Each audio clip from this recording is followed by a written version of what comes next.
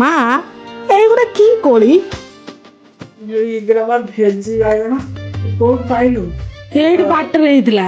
ଇଏ ତ ମିଳୁନି ଆଜିକାଲି, ଦେହ ପାଇଁ ବହୁତ ଉପକାରୀ। ହଁ ବିଶେଷ କରି ଡାଇବେଟିସ୍ ପାଇଁ ପୁରା ଭଲ ଏଇଟା ଖାଇଲେ। ଆଚ୍ଛା, ତାହେଲେ ଏଥିରେ ଆଜି କଣ କରିବୁ? ଏଥିରେ ସୋରିଷ ମସଲା ଦେଇକି ଆଳୁ ପକେଇକି ଭାଜିଦବା।